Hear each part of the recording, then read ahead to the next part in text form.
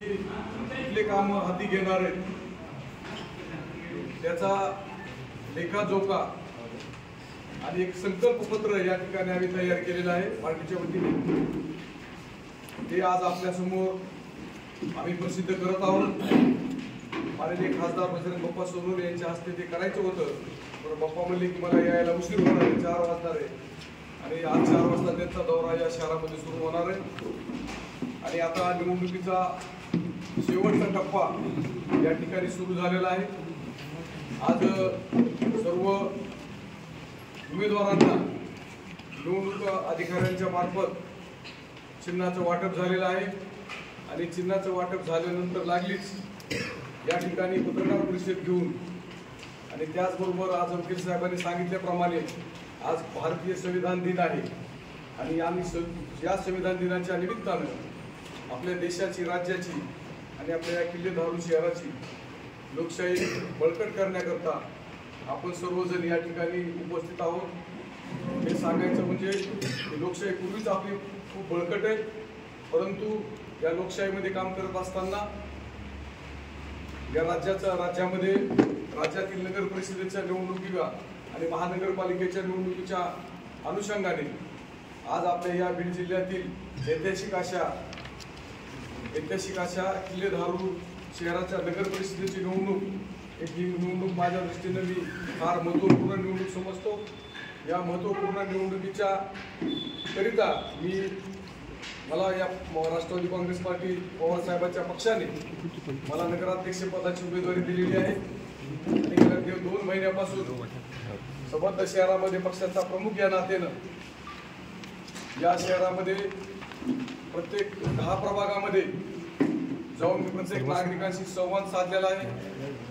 सर्व जाती धर्माच्या लोकांबरोबर जाऊन त्या ठिकाणी महिला असतील, पुरुष असतील किंवा तरुण असतील, त्याचबरोबर लहान मुलं सुद्धा जे की 14-15 वर्षाचे यांच्यामध्ये सुद्धा जाऊन आम्ही या ठिकाणी काम उभा केले आणि त्याचं फलित म्हणून आज आपण बघतो की दोन्ही पक्ष आपले जे प्रमुख विरोधी पक्ष आहेत बीजेपी आणि अजितदादांचा गट हे दोघेही म्हणतात की आमची लढाई हे अर्जुन गायकवाड यांच्या बरोबर आहे।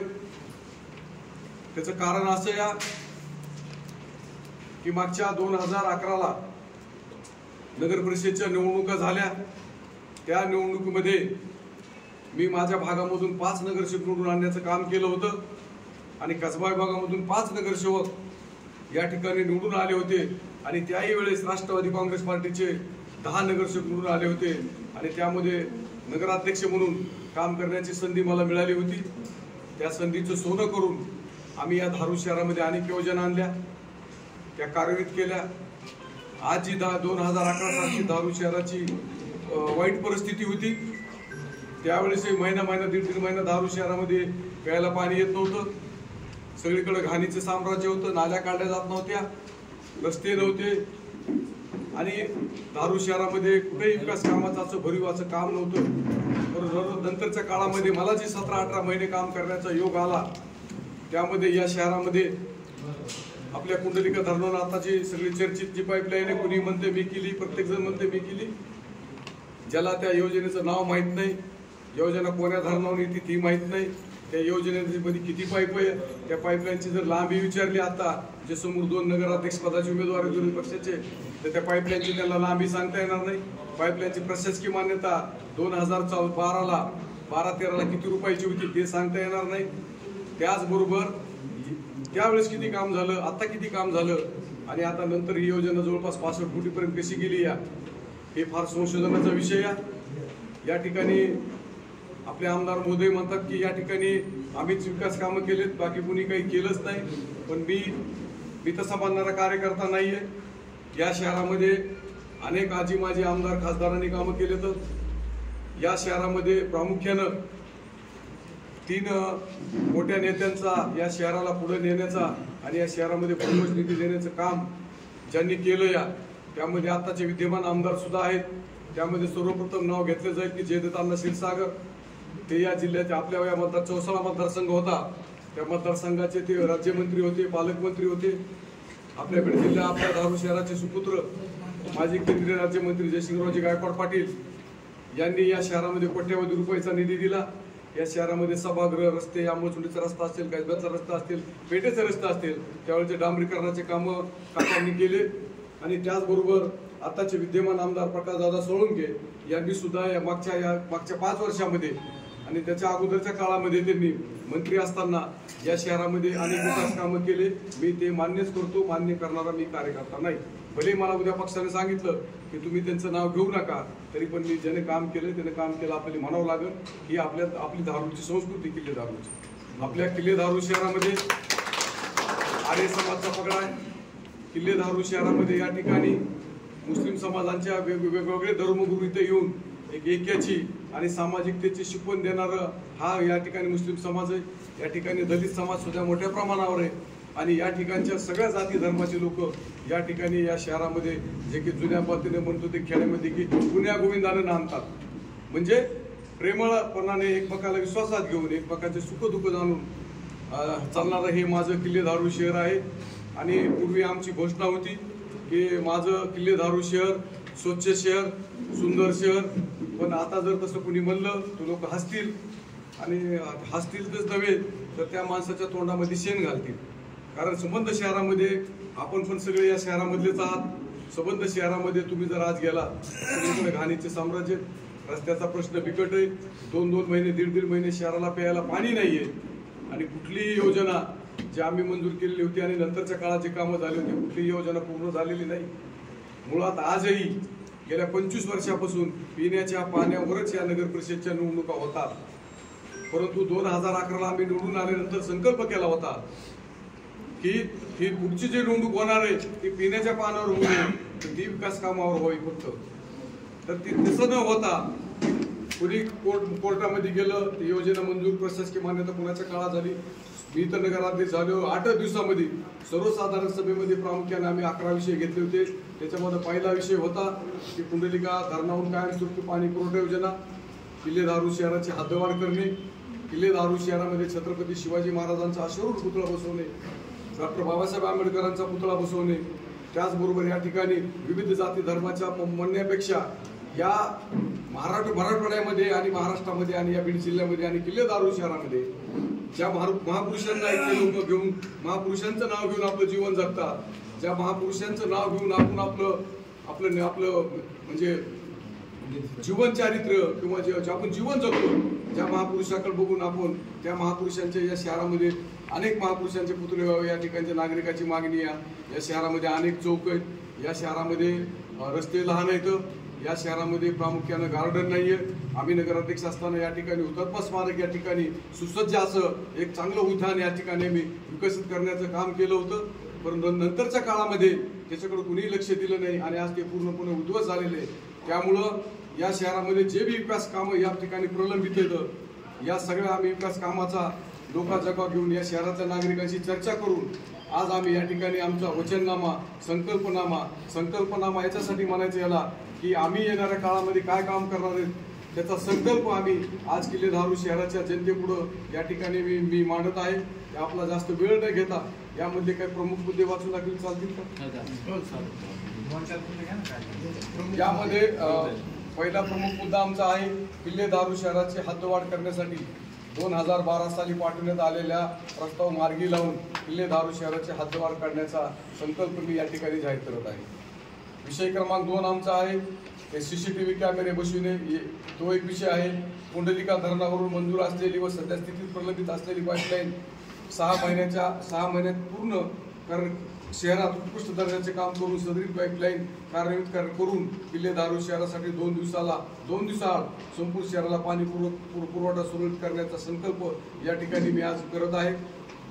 तिसरी मागणी आमची आहे किल्ले दारू शहरातील सर्व प्रभागामध्ये सिमेंट कॉन्क्रीटचे मजबूत रस्ते बनवण्याचा संकल्प आम्ही करत आहोत।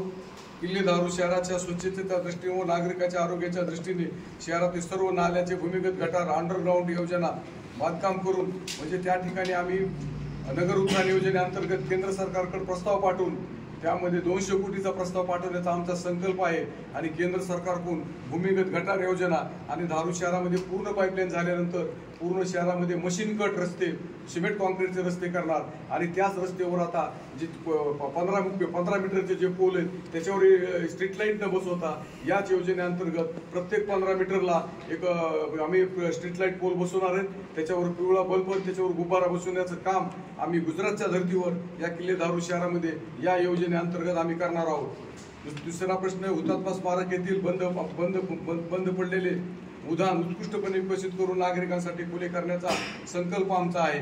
या ठिकाणी मटन मार्केट, ऑफिस मार्केटसाठी नवीन इमारतीचं बांधकाम करून कोल्ड स्टोरेजची निर्मिती करून, याचा विषय असा आहे, पत्रकार बंधूंना विषय सांगतो की मटन मार्केट आणि कोल्ड स्टोरेज जर आपल्याला करायचं असेल तर ह्याला कुठलंही राज्य सरकार आणि केंद्र सरकार निधी देत नाही. केंद्र सरकारची एक संस्था आहे, ज्या संस्थेचं नाव आहे महाराष्ट्र मत्स्य बीज विकास महामंडळ. ते महामंडळाची मेन ब्रँच ही हैदराबादला आहे आणि त्या ब्रँचकडे आपण पूर्वी प्रस्ताव दिलेला आहे. तो प्रस्ताव आता प्रलंबित आहे, परंतु आता नवीन प्लॅन एस्टिमेट करून या ठिकाणी तो प्रस्ताव करून त्या प्रस्तावाला 5 कोटी रुपयाचा निधी या ठिकाणी धारूर शहरात 1 वर्षात उपलब्ध करून त्या ठिकाणी मटन मार्केट बांधण्याचं काम आम्ही या ठिकाणी करणार आहोत. तसंच फुलेनगर, साठेनगर, अशोकनगर येथे राहत असलेल्या व शासन निर्णयानुसार सदरील नागरिकांचे घराचे नाव PTR मध्ये मालकी हक्कात घेऊन त्या सर्व नागरिकांना घरकुल योजनेचा लाभ मिळवून देण्याचे संकल्प आहे. या योजनेचं पत्रकार बंधूंना विशेष करून सांगतो की धारूर शहरातल्या नागरिकांचा हा अत्यंत जिव्हाळ्याचा प्रश्न आहे. कारण फुलेनगर, साठेनगर, अशोकनगर, वैद्यनाथनगर, नाथनगर मला बुप्पाट आहे सगळं. बघून सांगा, कादरी बाग असेल किंवा इकडं लाला खडक असेल, तिरका मैदान असेल, हा सगळा भूभाग जे आहे हे वर्ग 2च्या जमिनीला. आणि फुलेनगर आणि साठेनगरमध्ये आज ज्या हजारो लोकांचे घरं आहेत तो जो भूभाग आहे, सगळा जमीन आहे, ही गायरान जमीन आहे. तर याकरिता महाराष्ट्र शासनाने 2019ला एक GR पारित केलेला आहे. त्या GR मध्ये महाराष्ट्र शासनानं स्पष्ट म्हटलेलं आहे की जे नागरिक 12 वर्षापेक्षा अधिक कालावधीपासून त्या जागेवर वास्तव्य करत असतील, त्यांचं पत्राचं शेड किंवा झोपडं बांधलेलं असेल किंवा कोणी कच्चं घर बांधलेलं असेल, तर त्या नागरिकांचे नाव PTR मध्ये मालकी खान्यामध्ये घेण्याकरिता नगर परिषदेने ठराव घेऊन माननीय जिल्हाधिकाऱ्याकडे तो प्रस्ताव दाखल करायचा आणि जिल्हाधिकाऱ्याने त्या प्रस्तावाची प्रत नगर रचनाकाराकडे द्यायची आणि नगर रचनाकारानं तो प्रस्ताव मंजूर करायचा आणि नगर रचनाकारानं तो प्रस्ताव मंजूर केल्यानंतर या जे हजारो नागरिकांचे आज म्हणजे घराचे PTR नाव नाही तर त्यांचा नाव लावण्याचा जो PTR मालकीत नाव लावण्याचा जो प्रस्ताव आहे तो प्रस्ताव नगर परिषदेने त्यांच्याकडून स्वीकारायचा आणि सगळ्या नागरिकांचे त्यांच्या ताब्यात असलेला जो भूखंड आहे त्याची साईज नगर परिषदेने निश्चित करून त्यांच्या नावावर PTR मालकी खान्यात PTR नोंद घेऊन त्यांना शासनाच्या घरकुल योजनेचा लाभ द्यायचा. आणि या 2019च्या GR नुसार आमची सत्ता आल्यानंतर पहिला ठराव जर कुठला असेल तर या नागरिकांच्या PTR नाव लावण्याचा आमचा पहिला ठराव असेल. या ठिकाणी निश्चितपणे आमचा नंतरचा प्रश्न आहे की किल्ले धारूर शहरातला वर्ग 2 मध्ये आता घेतला मी, ते बांधकाम पूर्ण झाले, ते आलंच आहे त्याच्यामध्ये. किल्ले धारूर शहरातल्या विविध ठिकाणी नागरिकांना सुविधेसाठी अद्ययावत नागरिक सुविधा केंद्र निर्मितीचा संकल्प आहे. किल्ले धारूर शहरातील लिंगायत समाजाच्या मठाचे सुशोभीकरणाचं काम आम्ही करणार आहे. त्याचबरोबर किल्ले धारूर शहरातील विविध ठिकाणी ओपन जिम बनवण्याचा संकल्प आमचा आहे.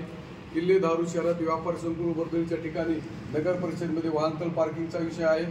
किल्ले धारूर शहरात विविध ठिकाणी अद्ययावत वाचनालय व लायब्ररी उभारण्याचा संकल्प आहे. तर आपल्याकडे ही इमारत सध्या आहे, नगर परिषद जी जुनी आपली होती तर त्याला थोडं अद्ययावत करून त्याचं म्हणजे रेल्वेशन करून त्या ठिकाणी आपण एक चांगले AC सुसज्ज असं वाचनालय त्या ठिकाणी आपण बनवू शकतो. त्याला राज्य केंद्र सरकारचा डायरेक्ट त्याला निधी आहे.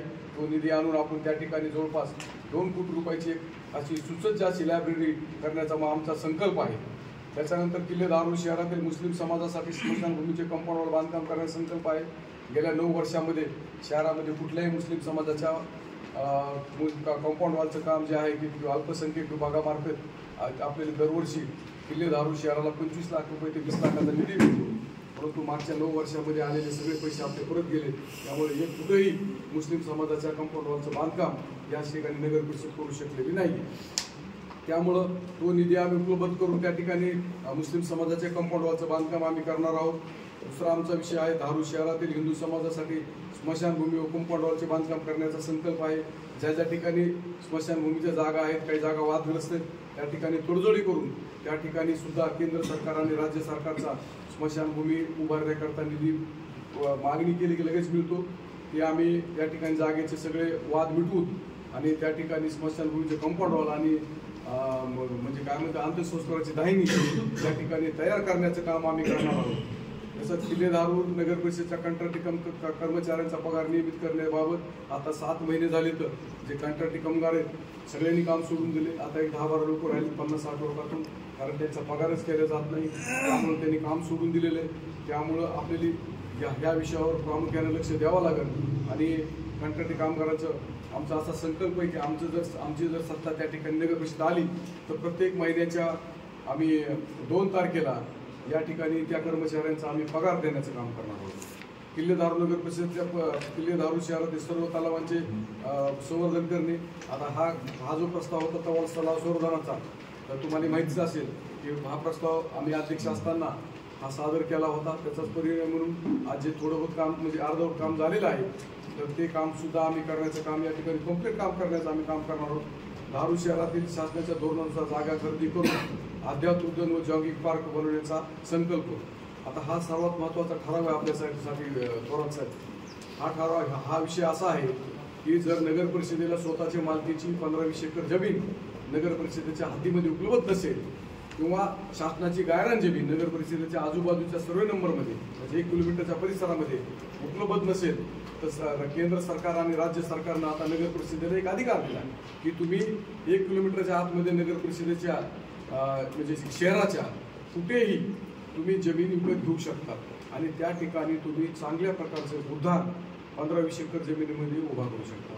आणि हे काम आपल्याला प्रामुख्यानं जर नगर परिषद आमची सत्ता आली तर पहिल्या सर्वसाधारण सभेमध्ये आम्ही हा ठराव घेऊन शासनाकडे मंजुरीस पाठवणार आहोत. किल्ले धारूर शहरात स्वच्छ भारत अभियानांतर्गत झाडे लावणे व शहराचे सुशोभीकरणाबाबत संकल्प. छत्रपती शिवाजी महाराज, भारतरत्न डॉक्टर बाबासाहेब आंबेडकर व सर्व महापुरुषांच्या स्मारकाचे व चौकाचे सुशोभीकरणाचे काम आम्ही हाती घेणार आहोत. किल्ले धारूर शहरातील पाण्याचे टाकी येथे अद्ययावत पाणी फिल्टर बसून संपूर्ण शहराला RO फिल्टर पाणी पुरवठा करण्याचा आमचा संकल्प आहे. किल्ले धारूर शहरातील महिला बचत गट व छोट्या व्यावसायिकांना कर्ज उपलब्ध करून देण्याचा संकल्प. किल्ले धारूर शहरातील बसस्थानकाचे अद्ययावत व सुरसुयुक्त बांधकाम करण्याकरिता शासनाचा आम्ही भाग पाडण्याचा संकल्प करतो. हे काम आमच्या नगर परिषदेच्या मार्फत करता येत नाही. हे काम आहे महाराष्ट्र राज्य SD महामंडळ, परंतु याला 2 कोटी रुपयाचा निधी गेल्या 8 वर्षापूर्वी उपलब्ध झाला होता. परंतु नगर परिषदेने सदरील SD स्टँडला बांधकाम परवाना न दिल्यामुळे हे पैसे परत गेले आणि त्यामुळं आतापर्यंत तुम्ही पाहत असाल की आष्टी असेल, परळी असेल, बीड असेल, अंबाजोगाई असेल, मांजरसुंबा असेल किंवा केज असेल, या सर्व ठिकाणचे SD स्टँड तालुक्याच्या ठिकाणचे आज पूर्ण बांधकाम होऊन कंप्लीट झाले. फक्त धारूर नगर परिषदेने बांधकाम परवाना न दिल्यामुळे आज SD स्टँडचं काम अपूर्ण आहे. परंतु आमची सत्ता आल्यानंतर पहिलं काम आम्ही SD महामंडळाच्या DC ला आणि इथल्या SD डेपोच्या मॅनेजरला आम्ही बोलून या ठिकाणी SD स्टँडचं बांधकाम करण्याचा बांधकाम परवाना तत्काळ देण्याचं काम आम्ही करणार आहोत. त्यामुळे हे काम सुरू होईल. त्यानंतर किल्ले धारूर शहराच्या सर्व ठिकाणी पदवी बसवण्याचा संकल्प मी आताच बोलून दाखवला. किल्ले धारूर बस स्थानक शेजारी गाळे टपरी धारकांना त्याच जागी सर्व सुयुक्त 2 मजली व्यापारी संपूर्ण उभारण्याचा आमचा संकल्प आहे. हे जे आहे SD स्टँडच्या बाजूला जे आता लोखंडी गाळे येतं, टपऱ्या येतात आणि जिथे की आज फक्त फ्रूट मार्केट आहे आपल्या धारूर शहराचं, ते फार छोटं आहे. तर त्या ठिकाणी आम्ही काय करणार की त्याची समोरची जागा तेवढीच ठेवणार आहे. परंतु SD महामंडळाला विनंती करून त्या ठिकाणी त्यांना आणखी 15 ते 20 फूट मागे जागा वाढवून घेऊन त्या ठिकाणी त्यांना आम्ही 2 मजली गाळे बांधून आम्ही त्यांना देणार आहोत. आणि त्यांची रोडची जागा वाढवता येणार नाही, आहे तेवढी त्यांची जागा राहील. परंतु त्यांना पाठीमागे जागा वाढून सर्व टपऱ्यांचं RCC बांधकाम करून त्या आता जे गरजवंत दुकानदार आता त्या ठिकाणी आपला व्यवसाय करतात, जे सर्व जाती धर्माचे तिथं बांधव आहेत, त्यांना आम्ही 2 मजली गाळ्यांसाठी की त्यांना वर माल ठेवता यावं आणि खाल विक्रीचा माल ठेवतो आहे. त्याकरता आम्ही त्या ठिकाणी 2 मजली त्यांना व्यापारी संपूर्ण बांधून देण्याचा या ठिकाणी आमचा संकल्प आहे. म्हणून आज या धारूर शहरातला हा आमचा संकल्पनामा या ठिकाणी मी आपल्या पत्रकार बांधवासमोर आणि धारूर शहरवासियांसमोर या ठिकाणी ठेवलेला आहे. याच्यामध्ये कुठल्याही गोष्टीचा आम्ही अनावश्यक उहापोह केलेला नाही. शहरातमध्ये ज्या मूलभूत लोकांना सुविधा ज्या ज्या शहराच्या विकासाचे जे महत्त्वाचे जे प्रश्न होते, ज्या प्रश्नाची जाण आणि संकल्पना आणि त्याची माहिती पूर्ण माझा याच्यावर सगळा अभ्यास आहे. या सगळ्या गोष्टीचा आम्ही विचार करून हा संकल्पनामा आज किल्ले धारूर शहराच्या मतदारांसमोर आणि पत्रकार बांधवांसमोर ठेवत आहे. याचं कारण असं आहे की धारूर शहरामध्ये आज आपण पाहतो की प्रत्येक जण म्हणते की आज मोठ्या प्रमाणामध्ये रिक्षा फिरायला लागली, तर प्रत्येक जण म्हणते किल्ले धारूर शहराच्या सर्वांगीण विकासाकरिता आमचे हे उमेदवार निवडणूक लढत आहेत. परंतु मला या ठिकाणी सांगायचंय, आता खालचं मी बोलत नाही, परंतु मला नगराध्यक्षाचा उमेदवार म्हणून माझे जे प्रतिस्पर्धी उमेदवार आहेत त्यांना मी तुमच्या मार्फत एक प्रश्न विचारतो की तुम्हाला किल्ले धारूर शहराचा सर्वांगीण विकास हे काय हे सुद्धा माहीत नाही. त्यांना किल्ले धारूर शहरातल्या विकासाचे जे काम होतं, केंद्र सरकार आणि राज्य सरकारचे जे हेड म्हणजे योजना, ज्या योजना आहेत याची सुद्धा माहिती या उमेदवारांना नाही. यांना दलित उत्तर माहीत नाही, दलित वस्ती माहीत नाही, सुवर्ण जयंतीचा योजना माहीत नाही, 12 वित्त आयोग माहीत नाही, 13 वित्त आयोग माहीत नाही, यांना रस्ता अनुदान माहीत नाही, यांना डीपीटीसी माहीत नाही, यांना काहीच माहीत नाही, काहीच अभ्यास नाही. दुकानातून उचलले तर निवडणुकीला उभा केले, सावकारी करणारे लोक दुकानातले दोन्ही उभा केले तर आणि या निवडणुकीला समोर आणले तर. आता आमच्या काल या ठिकाणी आमचे राष्ट्रवादी काँग्रेस पार्टीचे युवकचे जे प्रदेशाध्यक्ष वैभव शेख या ठिकाणी आले होते. त्यांनी एका उमेदवाराची पत्रकार आपले हे बघितलं, बाईट बघितली, आमचे जगताप साहेबांनीच घेतलेली होती, खंडराया जगताप. ते असे म्हणले की बाबा हे योजना काय असतात, म्हणजे काय नाही म्हणले. हे ते अर्जुन गायकवाड म्हणतात की आम्ही ते नगर उत्थानमधून 200 कोटी आणू. नगर उत्थान म्हणजे तुम्ही म्हणजे काय, रस्ता अनुदान म्हणजे काय म्हणले, डीपीटीसीतून काय मिळतं, कुठल्या महामंडळाकडून आपण कुठल्या योजना आणू शकतो, आणि नगर परिषदेच्या कुठल्या योजना केंद्र सरकारच्या कुठल्या. आता आपल्याला 14 वित्त आयोग येतो केंद्र सरकारचा आहे आणि 13 वित्त आयोग येतो हा राज्य सरकारचा आहे. परंतु या उमेदवारांना या वित्त आयोग काय आहे, या 13 वित्त आयोगामधून कुठली कामं घ्यावं लागतात आणि 14 वित्त आयोगामधून कुठले कामं घ्यावं लागतात हे जर त्यांनी सांगितलं, म्हणजे न वाचता न बघता, तर आमच्या प्रदेशाने सांगितलं की आम्ही 30 तारखेला आमच्या उमेदवाराचा जाहीर पाठवून आम्ही निवडणुकीतून आम्ही माघार घेऊ.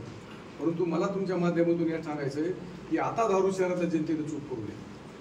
तुम्हाला त्या ठिकाणी सगळ्या गोष्टीचा अभ्यास असणारा, प्रशासनावर वचक असणारा, सगळ्या योजनेची माहिती असणारा, किल्ले धारूर शहर आपलं हे इतकं मागास शहर झालेले की आपल्या पाठीमागून आज जर तुम्ही बघितलं, गोडवणी बघा, नगरपंचायत केस बघा, आष्टी, पाटोदा, शिरूर बघा, त्यांचे आज तिथं 2-3 दिवसाला पाणी दिलं जाते, सगळे रस्त्याचे कामं झाले, तर पदवी व्यवस्थेले, तर सगळ्या गोष्टीचा नागरिक सुविधा नगरपंचायती देतात. आणि आज 1962 मध्ये निर्माण झालेली ही नगर परिषद आज एक मागासलेली नगर परिषद आहे.